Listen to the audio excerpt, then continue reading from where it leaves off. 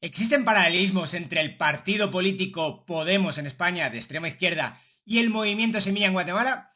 Vamos a verlo. ¿Qué es Podemos? Bueno, Podemos de España, ¿no? De aquí. Muy resumido, porque ya hay una historia relativamente dilatada de Podemos. Y ya es No Pudimos. Y ya es Pudimos, ahora llaman No Pudimos Pudimos, porque ya es un partido que está en descomposición, gracias a Dios, pero bueno, se ha tenido que sufrir, quizá como partido político un poco menos, pero 12 años como un movimiento. Entonces, bueno, es un movimiento protesta. En ese sentido se parece bastante a Semilla, es un movimiento que nace de protestas, en concreto de las protestas, de las famosas protestas del 2011. El 15M, que fue... El 15M. Eso no tiene nombre, ¿no? El 15M, pero ¿contra qué protestaban? No queda muy claro. Todo mal, contra lo malo y por lo bueno, pero así muy concreto no... Hay un hartazgo claramente en España, hay muy parecido también al hartazgo que hay con la clase política en Guatemala. Hay un hartazgo en 2011. 2011 además es un año complicado, una época complicada para España, claro. Un país que parecía que funcionaba muy bien hasta hacía muy pocos años y que de repente todo funciona mal y de repente hay una recesión y la recesión pega en España mucho más fuerte que en cualquier otro lugar. España no se recupera y en 2011, encima 2012, justo al año siguiente, hay una recesión todavía más fuerte de la de 2008-2009. Entonces, en todo ese jaleo político-económico aparece un movimiento de protesta contra el status quo y contra la corrupción, que se llama, que es el 15M y que rápidamente se capitaliza en un movimiento, en un activismo político y poco después en un partido político que es Podemos. Con profundas contradicciones, como casi todos los movimientos marxistas, incluso desde la Revolución Rusa, con profundas contradicciones, porque empieza como un movimiento asambleario en el que popular, asambleario nos rimos, pero inmediatamente como una estructura comunista, el Soviet Supremo adquiere todo, entonces hay un grupo de poderosos dentro del propio partido, pero ellos hablan en nombre del pueblo, en nombre de la comunidad, en nombre del general, pero en realidad no representan a nadie más que a sí mismos.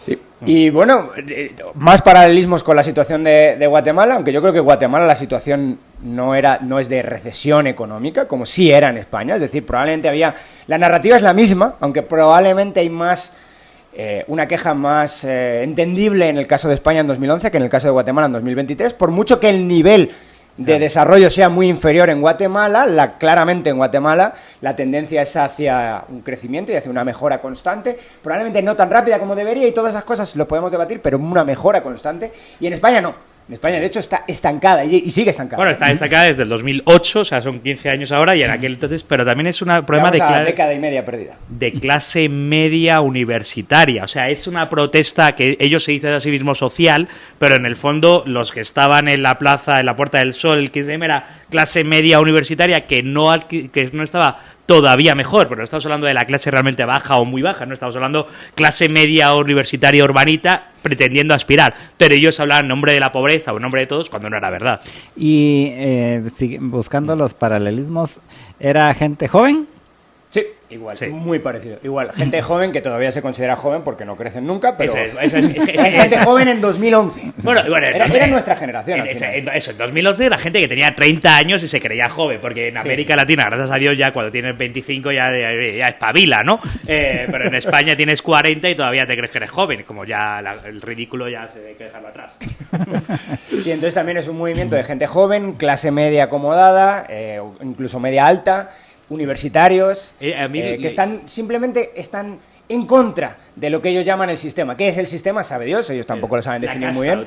La casta se genera un neolenguaje bastante interesante, ¿no? Que confronta a la sociedad y politiza a la sociedad, que es algo que mucha gente lo ve de manera positiva, yo lo veo de manera increíblemente negativa. España es una sociedad hiperpolitizada, en principio también gracias a todo lo que aportó Podemos al debate político.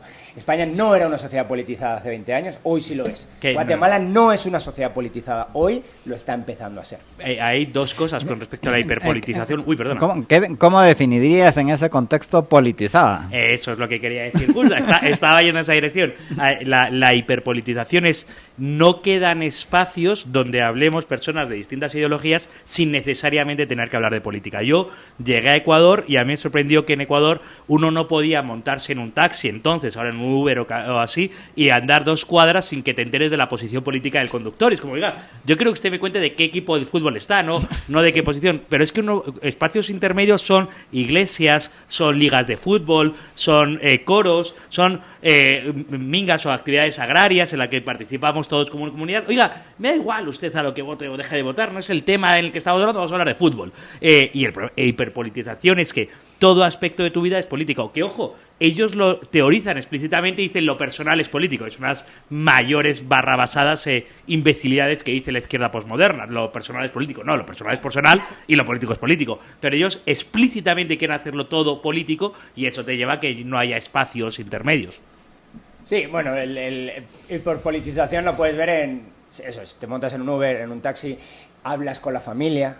¿De qué hablas con la familia? ¿Cuál es, vas a la cena de Navidad? ¿De qué estáis hablando? ¿No? Entonces, yo voy a poner un ejemplo muy personal, ¿no? El otro día me escribió mi peluquero, que no me escribió para nada más que para decirme cuándo... ya tenés el pelo largo. Un mensaje anticorrupción de uno de los candidatos, el candidato de Semilla. Y sí me chocó mucho. O sea, me chocó... ¿Por qué me escribe para decirme eso? Es que tiene que haber espacios intermedios. O sea, tengo derecho a no saber lo que vota mi peluquero porque podemos hablar de otras cosas. Que no es que estemos diciendo que quiero que mi peluquero vote lo que yo voto o piense lo que yo pienso. No, precisamente somos liberales. Creo que mi peluquero tenga su propia opinión, pero que no hablemos de eso cuando estamos en común, porque tampoco hablamos de otras cosas.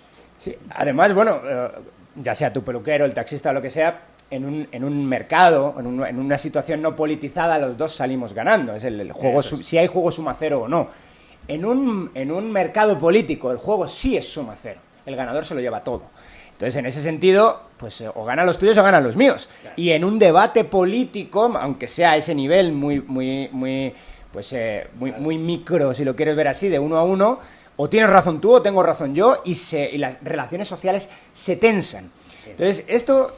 Yo lo veo como una gran desventaja. Curiosamente, ya no solamente la gente de la izquierda, sino en general todo el mundo ve bien que haya más participación política. Es decir, creo que es un gol que nos han metido. Es exactamente al revés. Las sociedades más desarrolladas tienen menos participación política. En Suiza vota muy poca gente.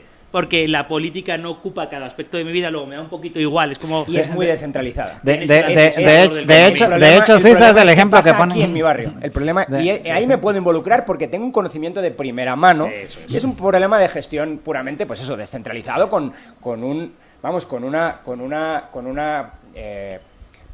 una necesidad de un conocimiento de primerísima mano que un político a kilómetros de ti no va a tener nunca. Entonces ahí está bien que haya cierto nivel de gestión colectiva, si lo quieres ver así, en vez de politización, pero que tú tengas que decidir cuál es o que tengas que tener una opinión más o menos formada. En política nunca se tiene una opinión realmente formada de algo, de cuál es la política comercial mejor que puede seguir Guatemala, o la política monetaria, o la política fiscal, o si hay que darle más dinero a los artistas, si hay que darle...